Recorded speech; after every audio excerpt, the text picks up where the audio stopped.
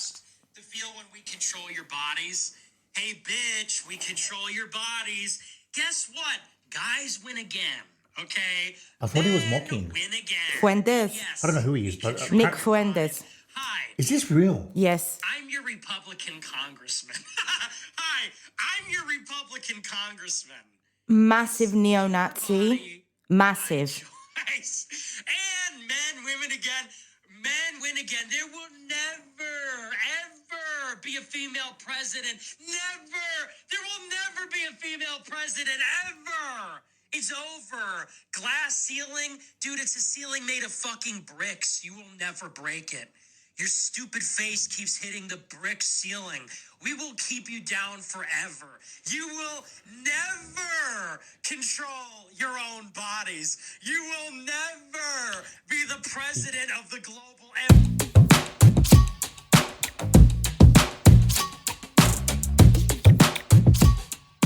But, I mean, he is more or less saying what Andrew Tate, Elon Musk, Jordan Peterson, all these lovely gentlemen are saying. Anyway, right. You got your microphone?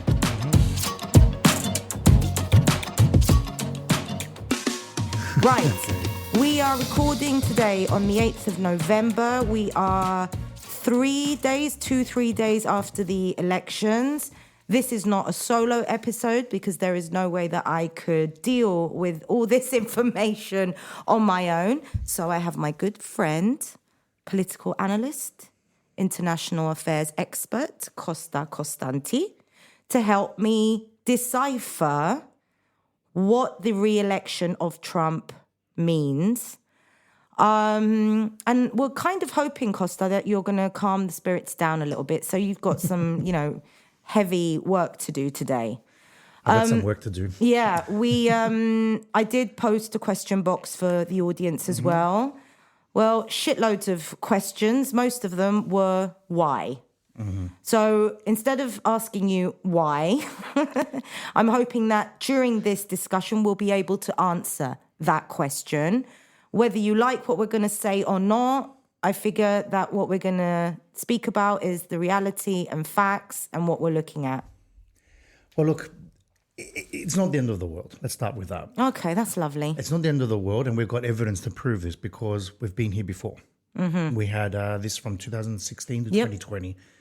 It didn't go so great, but it wasn't the end of the world. Yeah. And after that, we had the election of Biden. We had 4 years of disappointment with Biden. I think a lot of people were unhappy with the presidency he delivered.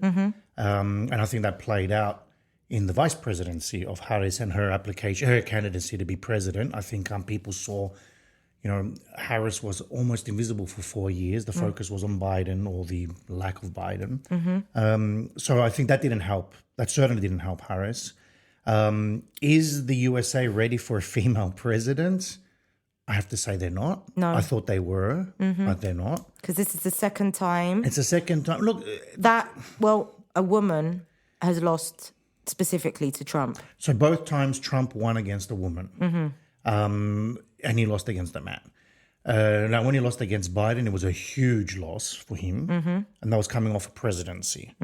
Now he's won coming off not a presidency. And he's won by a landslide. He's surprised. Okay, look, I like to believe I'm good at predicting elections and whatnot, and I was so hoping I was going to be wrong with this one. But I saw Trump winning. What I didn't see was him winning. I have to say that I'm with you. I saw him winning as well. Look, and a lot of us weren't willing to accept that. But he won fast. Yeah. Like, there was a lot of talk and speculation before the election that whatever the result, we're not going to know for days, weeks. I even pondered that it might break the record of the Bush versus Gore. Yeah. That took months to be found out. Yeah. I honestly thought we might be looking at that, and I thought months and months of inconclusiveness is not going to be good for the planet. It's not going to be good for Ukraine. It's not going to be good for Palestine. It's not going to be good for anyone. But we found out within 24 hours. Yeah. Much less, 12 hours. Yeah. It was a landslide. He won the popular vote as well, which I did not expect. Yeah. I did think Harris, I thought Harris would win the popular vote like Hillary did, Yeah. but I didn't expect her to lose also the popular Yeah. vote. So the polls then, were they that off? They were. The polls were off. But this is not American. This is not a USA only phenomenon. Okay. We're seeing this all around the planet. Polls are no longer predicting outcomes Why is that? because I think people's reporting of intent to vote, A, has either changed, so they're lying to the people doing the research, or they're lying at the gates. So when they go and cast their vote and the exit pollers are there saying, well, who did you vote for? They're either lying there, or people are literally deciding at the last minute on a whim. So we can't predict that. We can't predict people that are voting on a whim the day of the election. And I believe there was a lot of them this year. A lot of people went to the elections. I mean, let's look at it scientifically. Harris slayed Trump in the debates. There's no doubt there. Completely. I mean, she absolutely slayed him, where I thought to myself, anyone watching the debate would have seen that. Who watches the debate? Let's be honest. The people that watch the debate tend to be people that are in blue states, blue areas. Yeah. And I don't think they're on social media and Twitter. No. And of course, social media is only going to bring out extracts. It's only, I mean, well, and going both ways. I mean, like when we had Trump talking about eating the dogs and eating the cats, within a few hours, we had film clips and music set to that comment. Yeah. And, you know, the Democrat voters were teasing Trump with their little clips. Yeah. They may not have even have seen the whole thing. So we shouldn't be surprised at the failure of the predictions because, again, like I said, it's happening everywhere. Okay. We should be surprised, however, at how successful he was. But some points I want to point out is, if I'm not mistaken, and I've got to just double check this, but as of yesterday, he actually had 10 million less votes this time around than he did at the last election. But I don't know. I know that the Democrats had 15 million less votes. Yeah, but so what happened is that even though Trump won by a landslide, he won with less votes, if that makes sense, to the previous time. So there was about 10 million Republicans that didn't vote, oh, not Republicans, people that are going to vote for Trump that didn't vote for Trump. I remember somebody asked a question in your boxes about Stein, the Green candidate. Did Stein take away? No, she took, I think it was 600,000 votes. It's really? It's not. She was the first woman after Hillary Clinton to actually breach the 1 million barrier at the last elections. Okay. But she didn't achieve that this time around. She got 600,000. And where she did really well was, and I've just forgotten the name of the area, where there's a huge Arab community in Michigan, if I'm not mistaken, and Detroit. I can't help you there. Yeah, Okay. so she did run off the back of, she platformed on Palestine. And I was going to say, so those 600,000 votes or the 50 million lack of Democratic voters, were they all pro-Palestine? That's hard to say because, in all honesty, any realistic person would say that whether it was Harris or Trump, the policy towards Israel and Palestine is not really going to change. I mean, they were both, it was almost, you could not differentiate their policy on Israel, Palestine. Yes, Trump has already taken the capital to Jerusalem. Yeah. That dam's been broken. Biden didn't take it back to Tel Aviv. Okay. So. Could he have done that? Oh, yeah, of course. Okay. Yeah, of course. I mean, it would cause a huge rift between Israel and the USA if he had done that. And it's not something he would be willing to do. And as all politicians do around the world, when you walk in, the damage that people have done previous to you, you tend to leave it in place because more often than not, it's something you probably either agree with or you're okay with, but you're just glad someone else did it for you. Okay. So I would not be surprised, and I'm not going on the record as saying that this is what he was thinking, but don't be surprised if Biden was like, oh, well, you know what? He took it to Jerusalem. Just leave it there. Damage done. Okay. Damage done. All right. Pulled the Band-Aid off for us. What is interesting, however, is who voted for Trump this time round. Yep. Because everyone was expecting a wave of African Americans voting for Harris. They were expecting the Latino community to vote for Harris. Yep. That didn't happen. Yeah. The Latino men, for example, favored Trump. Yep. For me, I see this as the phenomenon of shut the door behind you. So this is Latino men who have legally or illegally or whatever migrated or been born in the United States. Yeah. And have bought into the story of don't let anyone else in.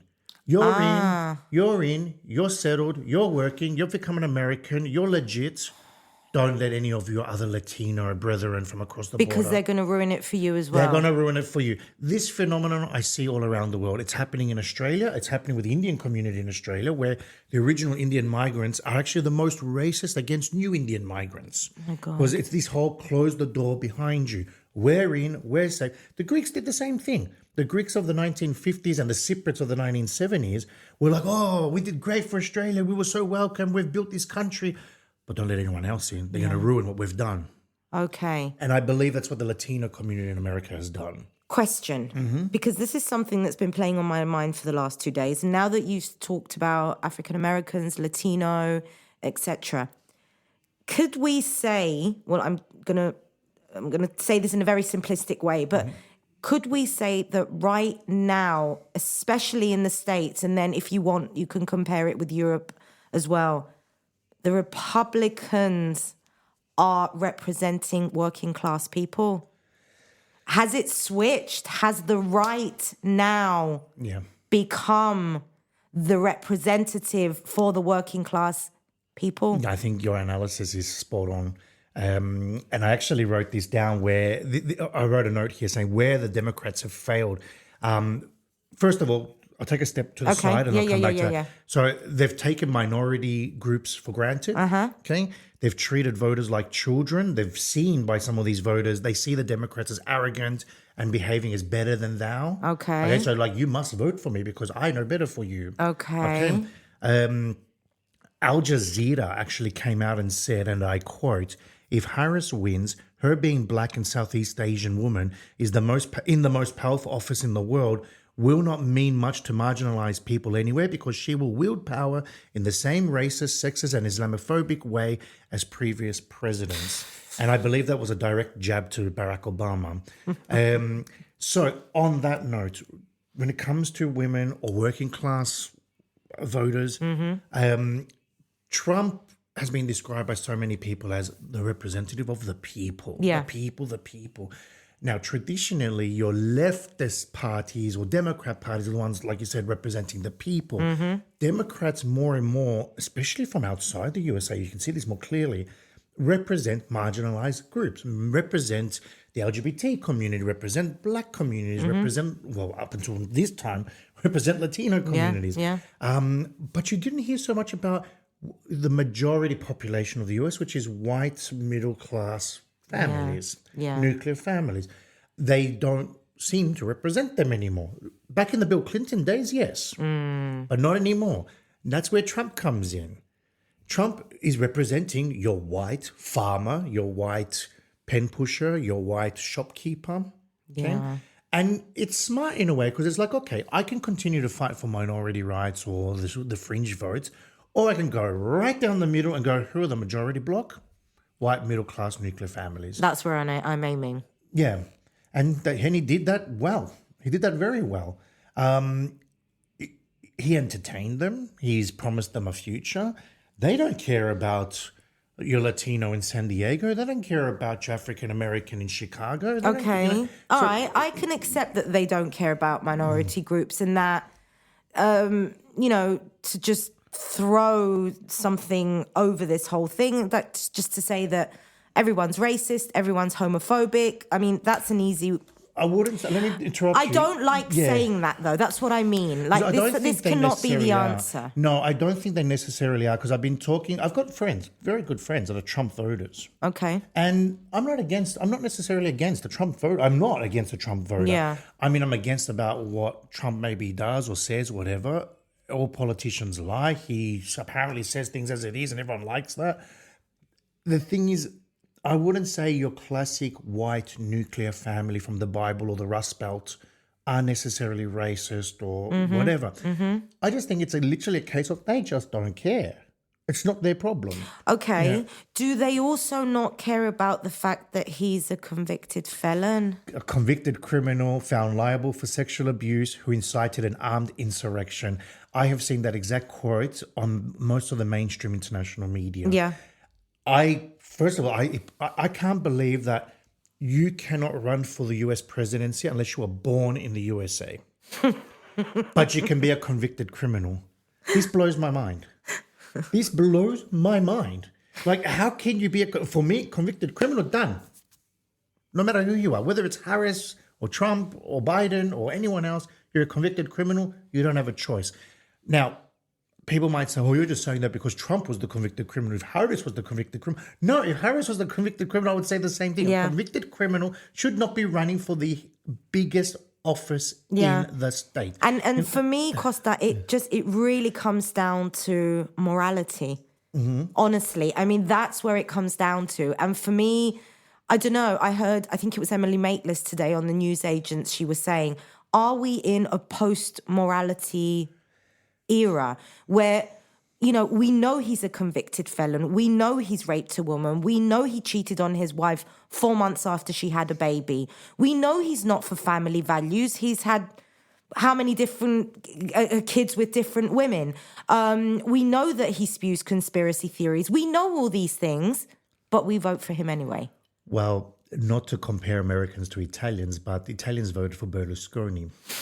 So you get what you are. You are what you eat. You are what you vote. You get what you deserve, right? I suppose that's a good comeback. I mean, I don't want to call every American a cheater and a rapist. And I'm going on the record as saying I am not calling Americans rapists and cheaters or whatever. Yeah. But the thing is, maybe they're okay with that. I really don't want to believe they're okay with that. I think it's a case of they want to forgive that or forget that, or it's just pure denial. I really don't know. That I cannot understand. What I find interesting, and a good friend of mine in Australia pointed this out to me, he goes, isn't it funny how people that vote for the One Nation Party in Australia, that's the Australian equivalent of Elam, Okay. they're all up in arms about, oh gosh, how could Trump be elected? How pathetic are the Americans? Oh, really? And these are people voting for, you know, neo-Nazi parties. Okay. And he says to me, because when you're looking at it from afar, you can see what it is. You can see that a convicted rapist, a guy that led an insurrection against the capital. Refused the peaceful transfer of power. I mean, it blows my mind. Just today in my Facebook memories, a thing came up from 2020 when Donald Trump Jr.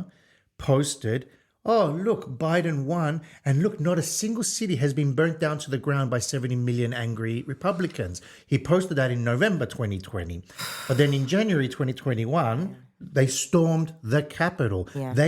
It was a coup. It was. If this happened in any other country in the world, it would have been called a coup. Because it happened in America, it was called a violent protest. Yeah. Oh, yeah. But it was an insurrection. It was a coup. It failed, thankfully. But the thing is, this is a guy that led that. Yeah. Well, at least didn't stop it. Well, He led it. He led it, and he also sat in his office drinking Diet Pepsi and tweeting. But no, coming back to the point I'm making about this, looking at it from the outside, it's very easy to see. For example, we all look at Putin and say bad guy. We look at Erdogan, we say bad guy. We look at Xi Jinping, we say bad guy. We look at Orban in Hungary and say, oh, right wing, maybe bad guy. Or others will say about Netanyahu, the same thing. But all of these guys were the first to come out and congratulate Trump. I mean, Netanyahu's tweet, I mean, wow. No diplomacy whatsoever. I mean, that was, look, to be honest with you, that was a sting in the eye for the Democrats, because in 4 years' time, buddy, you might be up against a Democrat president again. Exactly. Yeah? Like, so this love fest with Trump. I mean, and then you had like Joe Rogan, for example. I don't know if you saw the tweet or the Instagram post he made. It's a T-shirt with an I voted sticker on it. Yeah. And the T-shirt has an AK, one of those 47s, a machine guns. machine gun. Yeah. And I'm like, okay, why are you posting a picture of a T-shirt with a machine gun on it saying you voted? That's a little bit, what kind of message are you sending there? Oh, wow. Yeah, I'm just showing me. Okay, just showing you the tweet. I mean, like, and also if you notice, it's I voted, yo vote, as in It also says it in Spanish. Yeah. So, I mean, that they're reaching out to the Latino voters there. You had... So here we go. Well, now that you mentioned Joe Rogan, I know I'm interrupting your trail of thought. That's good. How much? Yeah, I saw Russell Brand as well. It's like, once you see who's behind this whole thing in terms of influencers and media and podcasters, what my question to you is, how much responsibility do they have? A lot. Look, Taylor Swift... Because you're talking about really extremely powerful people. Joe Rogan is one of the... the most popular podcast in the world, followed by the likes of Candace Owens. Then you have Russell Brand. What concerns me about people like Russell Brand is, okay, he's a good presenter, he's interesting, he's fun to watch, whatever. But when he has a hat in his tweet after Trump wins saying, "Make Jesus great again," it's like, who the heck are you to tell me, make Jesus great again? Who told you that I'm not a Jesus follower? Who told you that I'm not Christian? What does that say to the Muslim population? What does that say to the Buddhist population? Well, someone could replace the word religion with patriotism as well. Yeah. Which is often what we say. Why are you the only one who loves your country? Do I not love my country? But also, like, what do you mean? What, Trump is the one that represents Jesus? Yeah. Like, did Jesus come down and vote for Trump? Did he? Did Jesus? And so many posts about God's will. Well, Russell Brand did kneel on stage and pray with Tucker Carlson. But when they do this in Iran, when the Ayatollah comes out praising God or begging God for the assistance against Israel or the West, then they're, they're religious nut jobs and extremists. But when the Christians do it, it's okay. It leaves me flabbergasted. There are so many layers to this, isn't there? And so many misrepresentations of fundamental beliefs. You can't own Jesus. Exactly, okay? Thank you. But when you talk about powerful people, we have to be fair here as well. Taylor Swift did come out and very clearly Beyonce. And Beyonce clearly support Harris. Now, maybe Taylor Swift's voter base are underage, I don't know. But, I mean, she came out and made a statement in support of Harris, as did Beyonce. It was a statement. Rogan, Brand, Elon Musk. It was a barrage of statements non-stop for a year. I'm gonna throw in gender here, Costa. I think it matters. It does. Because right now you're talking on Trump's side, you've got Elon Musk, you've got the tech bros, you've got all these macho male bring back masculinity and fuck women and whatever. And then on the other side you have these like dream girls, Beyonce and Taylor Swift, and let's be kind and let's love and this hippie thing. So you've got two vastly different. Because your Swifties are traditionally more feminine, more the girls. Okay? Yeah.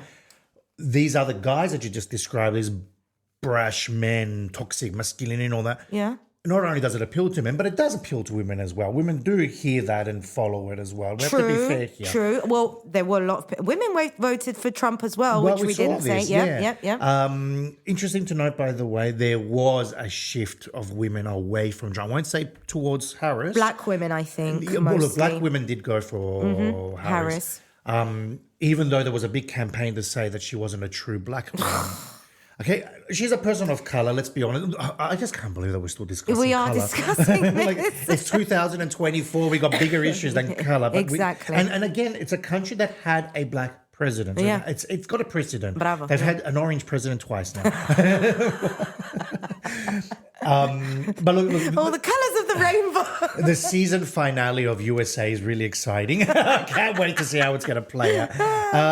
But look, the Elon Musk phenomenon, I can't tell you how much that guy makes my stomach turn. It does, doesn't He is a little entitled. I don't know how to say this in English. I watch him and it sickens me. Negacho was the word you wanted to say. Like he's so, and then standing behind Trump and jumping up in the air and and all you can think of is dollars. Like, I mean, okay. Biden and co pumped a lot of money into him. Yeah. Okay? Mistake. Yeah. That money should have been going to NASA. He was Well, praised. can I just give you a number on Musk? Yeah, sure. From Democracy Now. Elon Musk's net worth soared after Trump victory. All right. His net worth soared by over $16 billion on Wednesday after Donald Trump secured victory. His net worth is now estimated at $290 billion. So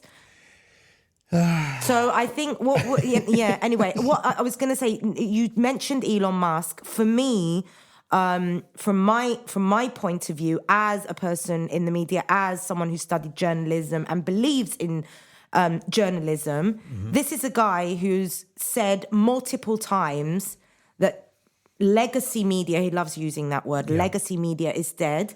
Long live civil journalism. Long live civil journalism. You are the media now, people. And this is coming from someone who owns a platform that was 100% responsible for the pogroms that we saw in England over the summer. Yeah. I don't know if you remember, 3 little girls stabbed to death at a Taylor Swift wannabe contest or whatever. Andrew Tate, Elon Musk, Nigel Farage and Tommy Robinson all went on to social media saying these little girls were killed and murdered and slaughtered by an illegal immigrant who came here on a boat, which was false. That alone caused those violent protests in England, in Manchester, I think it was. There were mosques that were burned down. There were people driven out of their houses. So when Elon Musk says that you are the media now, what he means is that anyone can say anything they want with no fact checking, no scientific basis, no research, no pause button. Let's investigate, let's think. But to play devil's advocate. And it plays out in real life, Costa. It does. Look, social media, I'm a big fan of social media. I go on the record as saying that. It does as much good as it does evil. It's brought a lot of people together. It's done a lot of peace pushing. It's done a lot of breaking down of walls. But like you just said, where there is no accountability, that's the problem. I think it's moving towards that part now. Yeah, and this is where governments and authorities need to step in and say, right, if you go and say something that's false and it incites a violent crime, if I can prove that your incitement was the cause of this and that you had intent, which someone like Farage and Tate, when they do write this, and there is intent. It's clear as day. You don't need to be a lawyer to say, when there is intent, then yes, throw the book at them. But then they don't. Yeah, but then you've got all these, I don't want to use bad words, all these people screaming censorship and cancel culture and you're trying to, free speech and all this. No, free speech we have to protect. But it's not even a fine line. Is there a clear line, in my view, between free speech and hate speech, between free speech and incitement to violence, between free speech and murder? I don't like you. If I murder you, that's not free speech. But Tate could say that I didn't incite any violence. I just pointed towards the direction that I think the responsibility came from. Yes, I didn't tell people to go and burn down mosques. True. Look, when you have a track, and look, lawyers can do this. They can go through your track record and say, you've built up a case here. You've constantly blamed a certain group. Then that's not free speech. That's racism. Okay? You can't, proper lawyers, educated people can sit and sift through the crap. If I, as Costa, go and post today on Facebook, kill all Buddhists. Yeah. Sorry, no, that's a bad example. It was a Buddhist who crashed the car and killed the kid at the intersection last night. Okay, I said that once. You're not going to be able to pin that on me as inciting one. But if I, over the last 5 years, have been constantly blaming Buddhists, constantly blaming bad driving Buddhists, then you can say, yes, there is a case here.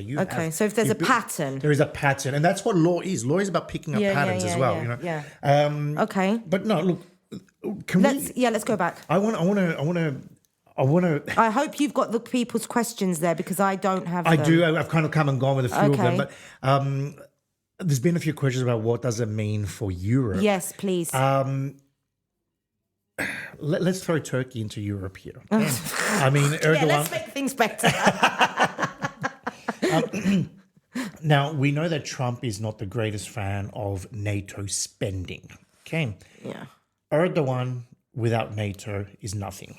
Okay? Okay. Turkey is nothing without NATO. Okay. Erdogan does not want NATO weakened, especially as the front line of NATO in the Middle East, Europe versus the East and Russia. So Erdogan is very keen to jump on the bandwagon of pumping energy into Trump, praising Trump. I mean, the fact that Erdogan, this is the hypocrisy of hypocrite of hypocrites, saying that, the world will be, let's work towards a fairer world now. Erdogan, I'm occupying half an island, I'm invading into Syria, I'm slaughtering Kurds, I'm breaching human rights and women's rights and all that. This guy came out and said, we're going to have a fairer world with Trump. Okay. Come on, you can't not take this serious. This is ridiculous. However, the truth is, without NATO, Erdogan is finished. So he wants to ensure that Trump keeps his injured American base there, keeps pumping money into NATO, keeps Turkey as a strong bulwark against Russia and the Middle East. Putin and his cronies came out celebrating Trump, even though apparently they were voicing support for Harris prior to the election. Yeah. Hogwash. Yeah, that was complete hogwash. That was all part of the plan. Yeah. Will Trump pull out of NATO? I don't think No. Completely and fully, no way. He's not on a suicide mission. Yeah, exactly. He's a nut job. He'll probably maybe take out another 2-3%, whatever, of funding, but he won't pull out of it. He just can't pull out of NATO. And I'm going on the record saying that if he does, then come back and replay. But Trump needs his Erdogans. He needs his NATO allies. He needs his Orban, which is another front line almost against Russia. Now, Zelensky, who was packing bricks in his DAX, as we would say in Australia, that, he was hoping for a Harris win, if I'm to be honest. Yeah. He did come out and say, with Trump, and I quote, we can look towards peace through strength. What does that mean? For the last 2-3 years, we've been hearing about peace through dialogue and discussion and defense, but now it's peace through strength. So what does that mean? Keep that NATO money flowing, keep that military and bullets and armory and all this heading my way, because we can only have peace if we push Russia back. Now, Trump said that he can solve the Ukraine problem in 24 hours. Yeah. That would be from January onwards, of course. Yeah, yeah. And I office. hope people hold him to his word. Yeah, and look, and if he solves it in 24 hours, that would be great. Now, what does he mean by solving it? I personally believe he's going to turn around and say to Zelensky, and he kind of already has alluded to this, you're going to compromise. You've lost Donetsk and Luhansk. That's now Russian, as was Crimea in 2014. You've lost another big chunk of your land. Yeah. Let's be honest. Which country like Turkey or Russia or whatever has moved into somewhere and pulled back? It's never happened. Okay. It doesn't happen. Okay. Russia has captured already Donetsk and Luhansk. Okay. He's going to say to him, cut off your arm to save your body. Yeah. You've lost those parts of the country now. And what am I going to give you as Trump? Oh, nothing. He's just going to basically just say... he's just going to tell him what... Yeah, you're going to give up these lands. Otherwise, we're going to stop supporting your defense. Okay? Okay. And he's going to say to Russia, you're going to stop there, because if you continue, which Russia has no intention of taking over any other parts of Ukraine. It's not. It's only interested in the Russian populated parts. Okay. So they're going to say to Russia, you're going to stop where you are, which Russia, to be honest with you, is going to be happy to do that. Okay. And it's over. We're friends again. And we won't recognize your occupation. Well, it's going to be just like Crimea. It's just going to be this, debated territory, much like the so-called TRNC. It's just going to be ambiguous land. But the world's full of these ambiguous lands these days, But you're assuming that Zelensky's going to just say yes. Okay. Well, even if he says no, without any defense spending heading his way, how is he going to defend? He runs the risk of losing more of the country if he doesn't. And I hate to say, I'm not saying this with I'm happiness. just saying that's the reality. It's the reality, unfortunately. Yeah. Now, people can argue, they started it, or they were bullying the Russians. That's all, whatever. Okay. The thing is, Russia has captured what it's captured. All right.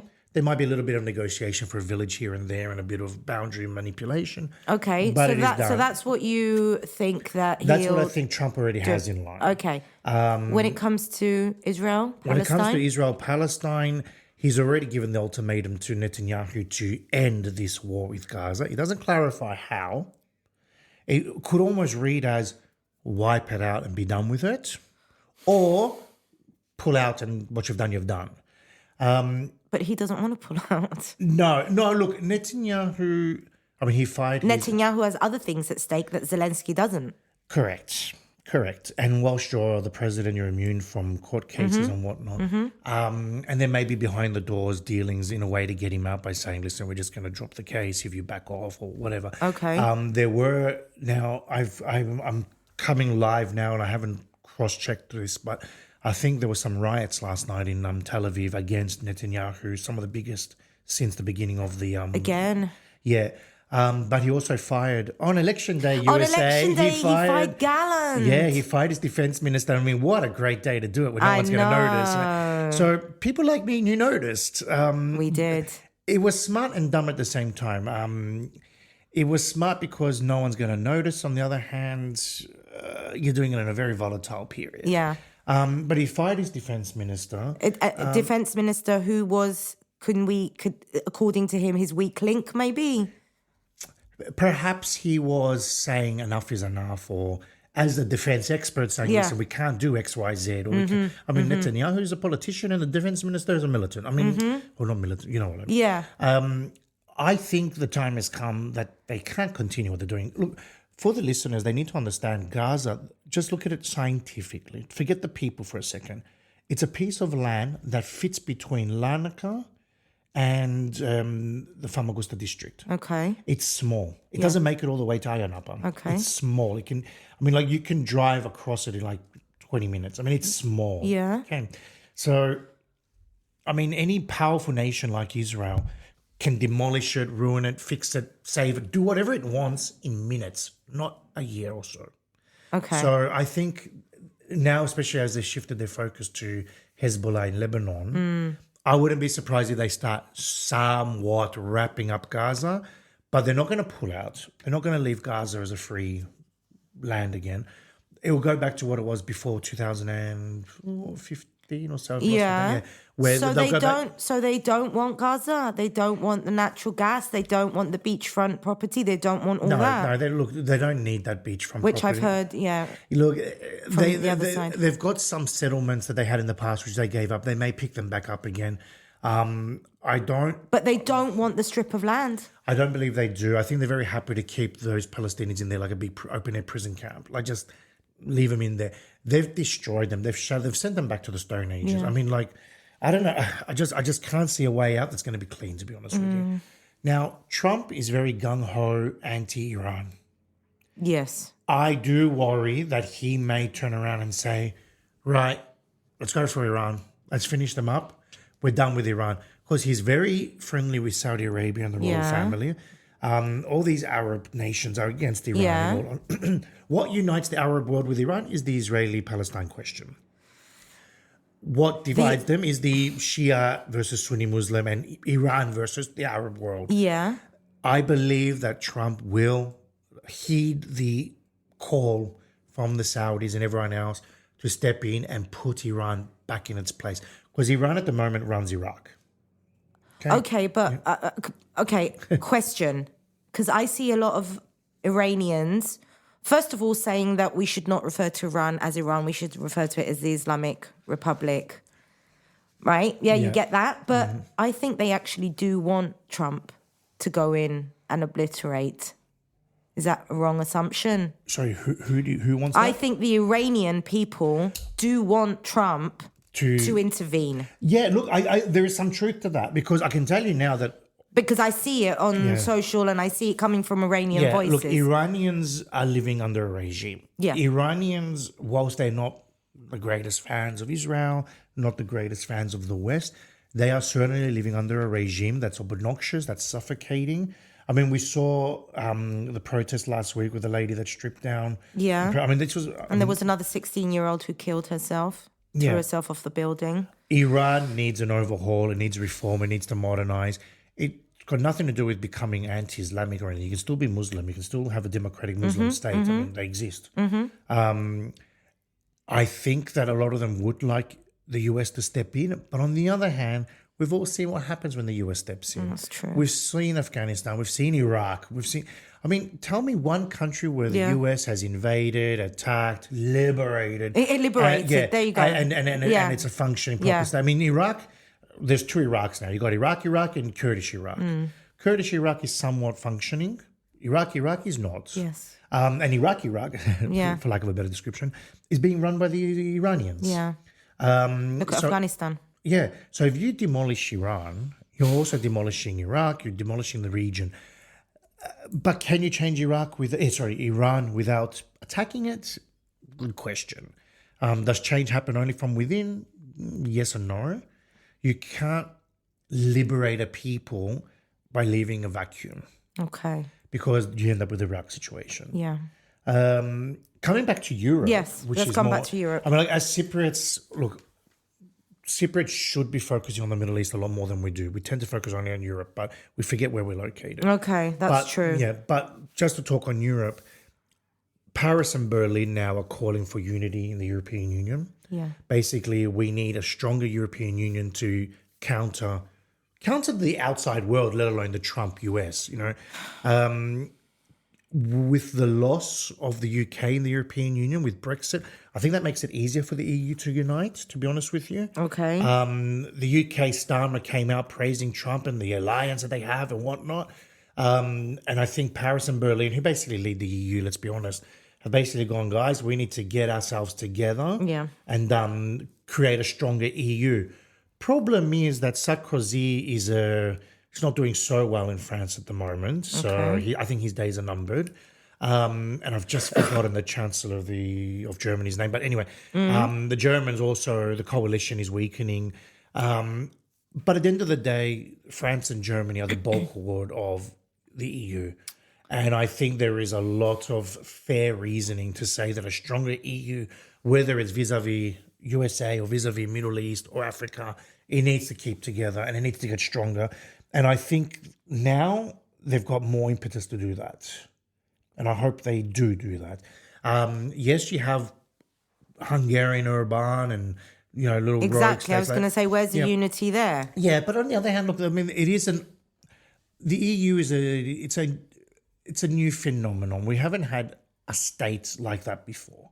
The EU is not a state, but it can be a state. It can be somewhat the United States of Europe. Okay. And just like the United States of America, you can have, for example, abortion legal in one state, illegal in another. You can have a Democrat governor and a Republican governor the next state over. So you can have an Orban in Hungary and a Sarkozy in France. Okay. It's possible. Okay. But when it comes to international affairs and trade and there's the other thing that Trump. Sorry, coming back to Trump and his promises. Because I was going to say, can we talk a bit about what he's promised to do or he's threatened to do? He's going to continue the wall. So we're back to the build the wall process. Which can you say in 2 words why this is absolutely ridiculous? First of all, are we assuming that people are only coming in? Yeah, look, the wall doesn't stop people. Yeah, exactly. Thank you. No, I don't think that's that the wall is. I think the majority of and by the way, someone said, one of the political commentators I listen to, is that we don't have a problem with illegal immigrants. We have a problem with asylum seekers. It's a very different word. Also, the majority of, say, illegal immigrants, which Trump is talking about, is people that have just come in and just overstayed their stay. Yeah, and they're like working in kitchens or whatever. Exactly. Look, he's promised, other than the wall, he's promised that 11 million illegals, that he'll deport them. Yeah. Can I just point out what that would cost? That would cost $968 billion US. If I'm not mistaken, that's just short of $1 trillion. Okay, so he's got Musk in his corner. Costa, come on. Look, people can argue, it will cost $1 trillion to get rid of them, to deport them, but the money that we will save in the long run will be more. There could be some truth to that. But wait a minute, who's going to do the jobs that those 11 million? Just took the words from my mouth. So suddenly now we're going to have 11 million legal residents cleaning toilets and babysitting kids. Yeah. And sweeping washing streets. Dishes in the kitchen. Yeah, there's a reason why there are 11 million illegal, as he uses words, illegals there. Yeah. He wants to reinstate the Muslim travel ban. I mean, What? And how is that going to happen? Please explain. Well, it's going to be just how we did it the is it first face time. control? Well, I don't know. Like, Do you look brown enough? Yeah, like, oh, how you circumcised? I mean, like, how you like, God. I mean, what is this? Yeah. This is ridiculous. Exactly. One thing that I found interesting is that he came, and this is obviously to counter Harris. He said, I am not going to push for a federal abortion ban. Yeah. I mean, well, thank God, because that's going to be another kettle of fish. And I will be offering free IVF for everyone trying to get pregnant. And I thought, okay, interesting. And I'm surprised that Harris didn't come back and say, oh, so will I. Which I thought she would have, but she didn't. Okay.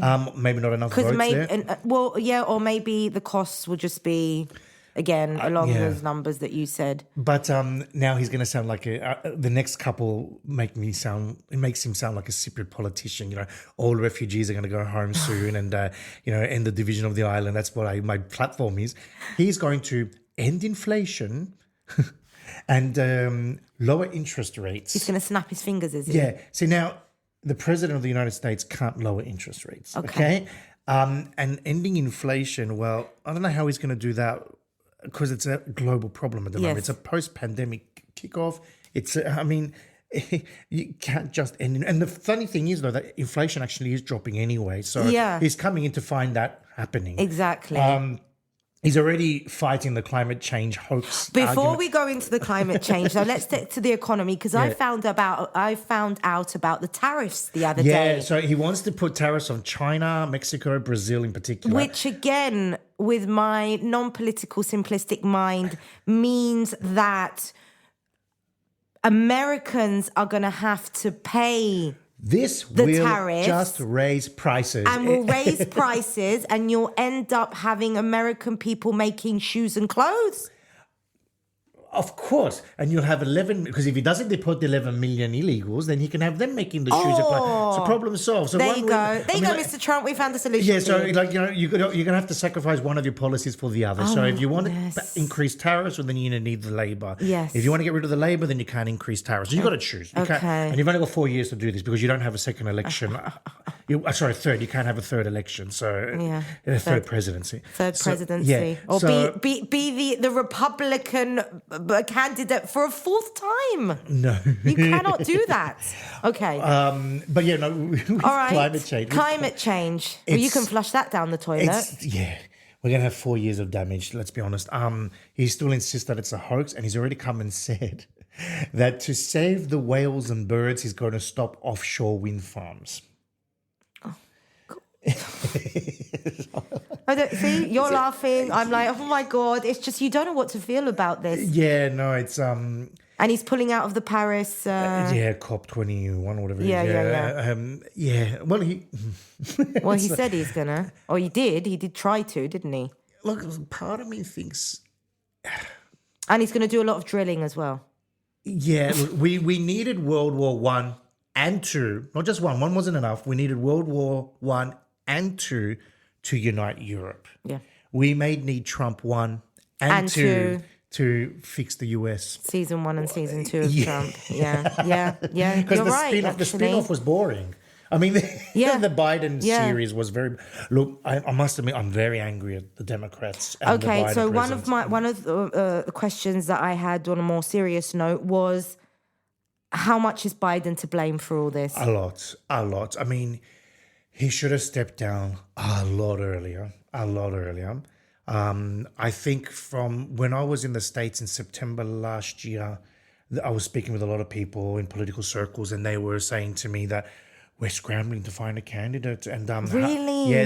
They knew that Harris wasn't that popular. They knew that the Democrats themselves weren't gung-ho happy with Harris. Yeah. So it was. Well, she wasn't. Actually, she wasn't the perfect candidate. She wasn't. No. She wasn't. She did a good campaign. Look, she did a good fun campaign. And I must admit that from somebody who I wasn't her greatest fan. Exactly. I was happy that a woman of color was in a high position like that. That was nice, all well and good. Yeah. But I'm not her greatest fan. Yeah.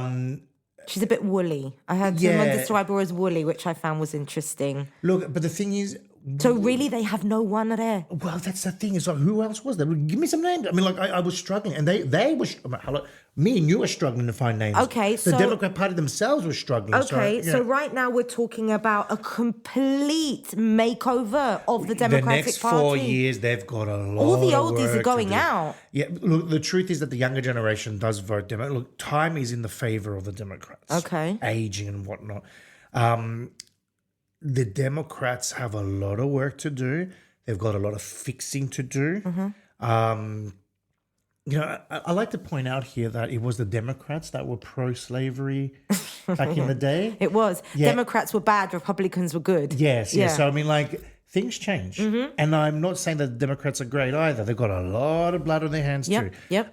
But if another candidate for the Republicans, the next elections, comes along and he's a decent person and changes things, then I would totally support that. Yeah.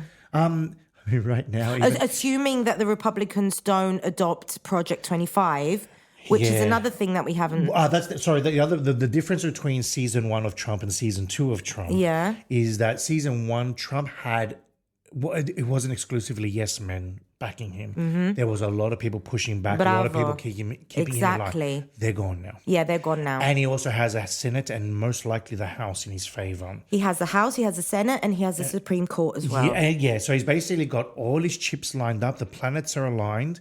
No one's going to push back. No, part of me is almost curious to see, could this be a good thing?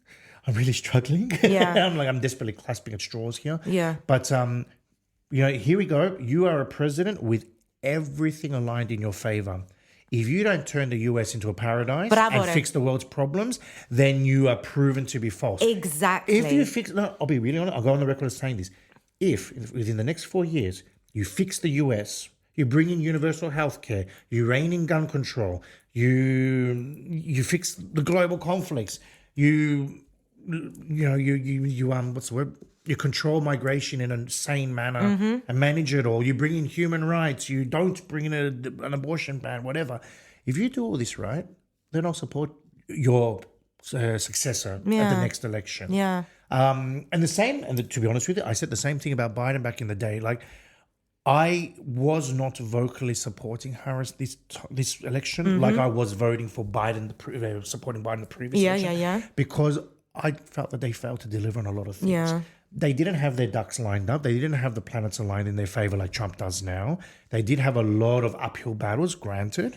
So are you saying that even if Harris did come out as the candidate from the get-go, Yeah. she still wouldn't be able to I don't deliver? think she may have done better, but not. I mean, clearly the stats are there. It wouldn't have been enough. But again, I don't know who the alternative would have been. Yeah. And Biden should never, ever have announced his intent to run again. I mean, Unless he knew what we're talking about now, which is that there is no other person. look, it could be, I don't want to name names here, but it could be kind of like what a girl does in Cyprus, where they field a presidential candidate that's going to be respectable and liked, do well, but not win. Okay. Maybe that's what the Democrats hoped for deep down. Like, well, we can't win it. We can't run another 4 years the way we're going. So let's lose it with respect. But I think that they didn't expect to lose by this much. Yeah. I mean, it wasn't just flipping the state. It was flipping. Yeah. No, he got the country. popular Yeah. vote, didn't he? The first time. I mean, for me, Electoral, popular. so many people say, if it was a normal presidency, it's the first across the line, whatever. She wouldn't even have won it with a popular vote. So Yeah. and she would have lost that by more. So, Yeah. Okay. Do we have any other questions there? Do you have any more notes? I don't. Now, a few people asked me actually, what does this mean for the Cyprus problem? Yeah. He's going to solve it. Is he? Not at all. No, I mean, like, we have to laugh about this because, I mean, Oh my God. was it when Carter was elected? They rang the church bells in Cyprus. Did Do you they? No, I don't ask your remember parents, that. Okay. ask some of these older. I've heard the story from so many people that I'm sure it was Carter. When Carter was elected, they rang church bells in Cyprus thinking that the Cyprus problem was going to be solved. Oh, wow. I mean, that could not be further from the truth. The only way the Cyprus problem can be solved is if Greek Cypriots and Ankara get their act together and agree. Okay. The Turkish Cypriots are there. Greece is there. I mean, Greece is not a player, let's be honest. Couldn't give a fuck. No, they don't. Yeah.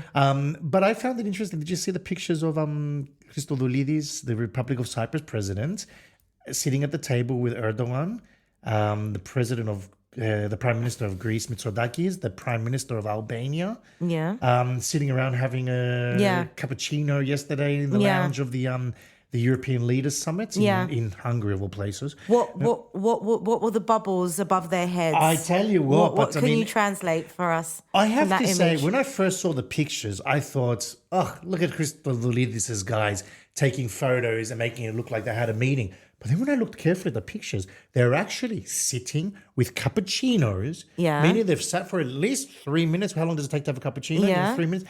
And they are talking. Now, what they talked about, I don't know. And I'm sure it's easy to find out because there's enough people around somebody would have heard. Okay. I suspect they'd be talking more about the Trump election and European issues. Okay. I can't imagine Christodoulidis shirt-fronting Erdogan then and there about the Cyprus problem. I heard something about Christodoulidis having a secret meeting with someone in Trump's stratosphere. Yeah, I'm so glad you mentioned that because Is that true? Oh, what a train wreck. So he went... After 4 years of Biden presidency... What a train wreck. Wait. You said what a train wreck. Are you referring to our president, Costa? Yes, I am. No, not the president. This event, this American interactions. He had 4 years of a Biden presidency. Okay, granted, he's only been president for 2 years. But he's had all this time to meet with the president. He was leading the humanitarian corridor to Gaza. The highest relations between the US and Cyprus ever. And a week before the elections, you finally get an audience with Biden to say what? This is an outgoing president whether the Democrats win or lose, okay? I know. You went, you had your little chinwag with him, you've taken your photos with him, congratulations, and everything was okay. Okay. Then the Democrats lose the election, and then within minutes... we had a secret meeting with a Trump ally. What the heck does that mean? I had a meeting with a Trump ally. Yeah. I've had meetings with Trump allies. Μακριά από τα φώτα της δημοσιότητας. Away from the... media lights. Yeah. Like, why do you even announce that? Is he allowed to do that, by the way? He is allowed to do that. And I don't mind that people do that because... Okay. In the world of espionage and presidency and global leadership, things have to happen a lot of the times behind closed doors because you get people like me and you unpacking it and maybe causing damage. I get that and I'm okay with it as long as it's not anything illegal or anything that's going to cause damage and we wake up the next day to find a country torpedo. Exactly. Okay. Having a chat with a Trump ally to say, listen, if your guy wins, we're going to keep our friendship going. Yeah, sure, no worries. That's okay. You can have these meetings. Okay. But what you don't do is you don't come out and say, don't worry, I became a Razili for seeing the outgoing president of a losing party. But don't worry, I saw the winning guy's ally. Do you think that's what he was trying to do? That's exactly what else could it be? I didn't think of it that way. Yeah, no, it is totally like, don't worry, guys, I know what I'm doing. I went and saw the Democrats, but don't worry, I'm also in touch with the Republicans. Oh, whatever. Like, even if that's true, and it probably is, why say it? You don't need to say it. No one accused you of anything. No, in fact, it was ironic because no one criticized his meeting with Biden. No one said, you went and saw the losers. No one said this. You're right. No one said this. Yeah. I mean, you're the first president since the 80s, I think, to meet in the Oval Office. I mean, that was pretty impressive. It was. Good on you. It was. But really? Christodoulidis' team has a communication problem. And you know Massive. what? Look, I must admit, in Christodoulidis' team, there are some really good people, some people that I really do love and respect a lot. I'm not sure. He doesn't listen, I've been told. Yeah, Maybe I shouldn't have said that. I won't say it's that. very broad, but that's what I've heard. Yeah, look, I mean, maybe he's looking towards the next election. I don't know, but he's going uphill as well. I mean, let's be honest. I mean, he's not everyone's cup of tea. He's not backed by the majority. Yeah, the polls are showing that he's not. Yeah, and I get that. Look, he is a good diplomat. He's a good statesman. I mean, he comes off good, and I don't mind. I'm not embarrassed when he goes overseas. Let's put it that way. I mean, like, we've had previous presidents where you cringe when they open their mouth. Yeah. I can't say that about Christodoulidis. He's been good presentation-wise, speech-wise. He says all the right things. He says all the right things. Yeah. Does he do all the right things is another story. The jury is still, for me, the jury is still out. A year ago when we last spoke, whenever it was, I said that, the jury's still out. It's early days. We're now, closing in on halfway of his presidency. Yeah. I'm almost like, maybe you need to step up and make some changes. Come on, pick out the pace. Granted, he's had a lot thrown at him the last year, especially with all the wars of the region and everything. I get that.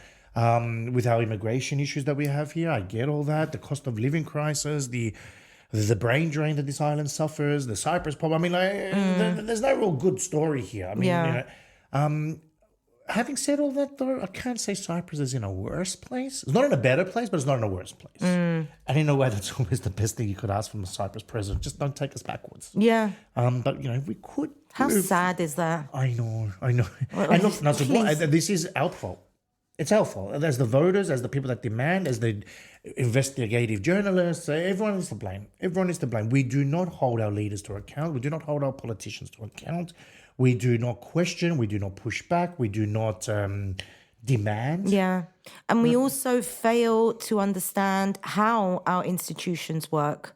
I think the majority of people have no clue how the economy works, how politics work. I'm the Cyprus rapporteur for Freedom House, which is a transparency and human rights index for states. Okay, I do the Cyprus report.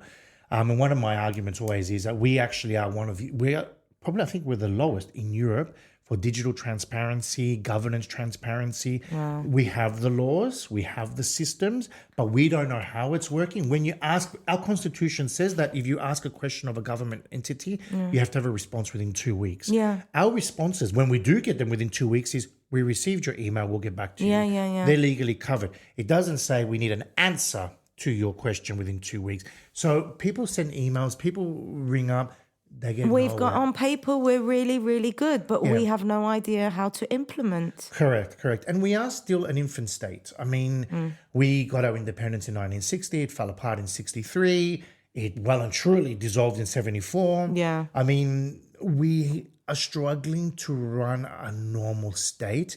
We hide behind the Cyprus problem all the time. We do not need to blame the occupation of the North or anything like that for the lack of governance in the South. I mean, we can run a state whether we have Carigna in that state or not. Yeah. That's hogwash, always blaming the Cyprus problem for things. Yeah. We can run as there are other divided countries, there are other countries with issues. Ukraine is being invaded, Ukraine is being chopped up, and yet they're running a better state, a more state-like state than we are. So we need to grow up a little bit there in demand of our leaders. We've always pushed this argument of we'll become a proper state when the island's reunited. I'm going to use my French now. Bullshit. Yeah. Because we cannot run a normal state if we don't go into a reunification as a normal state that's absorbing or growing or uniting or whatever. We need to be mature adults, a mature political state, a mature system, then we can move forward. But if we go in as amateurs, we're going to end up with a reunited amateur island. And the North is even worse than us. Yeah. The Turkish Cypriot community is in a much worse state than the Greek Cypriots. So this is going to be two haphazard states or no, not states, jurisdictions coming together.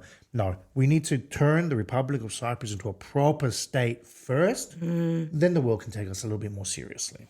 Oh, okay. All right. Lovely. So to summarize, it's not the end of the world with Trump. Yes. He can only be around for 4 years. So it's like, okay. And I am quite curious to see how it's going to turn out. I'm with you on that. I think I started by saying that I'm with you on the fact that I was not shocked. I predicted it just in the way that I predicted that Fidias would be in the European Parliament. I saw that coming. Sorry. I didn't. I did. I did. Maybe in my because, defense, I was away for a few months from the country. But I know a lot of people made fun of me for saying that it just goes to show the power of social media. And people saying it's not that. No, it is that. And of course it's that. Of course it's that. And the fact that we're ignoring that major part that plays such a big role in misinformation is why we're seeing what we're seeing. So I agree with you in the fact that I was not shocked that Trump was elected. And I agree with you in the fact that I am starting to develop somewhat of a curiosity sort of like, I'm going to sit back with my popcorn. Yeah. And what you said earlier for me made so much sense because I heard it from other independent journalists as well. You have everything going for you right now. SCOTUS is there. The House is there. The Senate is there. If you fuck up... When you have everything going for you... You cannot blame the Democrats or anyone else for your failures. There's no one to blame. Yeah, you have a blank check. I don't think, off the top of my head now, I don't think that's happened before. No. As clear a blank check as this. Yeah, exactly. It's on him now. So we're going to sit back with our popcorn, guys, because there's really not much we can do right now. At a minimum, we're going to have some great memes for the next 4 years. Yeah, and let's see how Trump season 2 is going to Well, let's play hope it's out. not the finale. Oh, the season finale. Well, you never know. It'll be a cliffhanger, Costa. That's it. Thank you so much for coming. Thank you as always. Thank you, and we will see you again.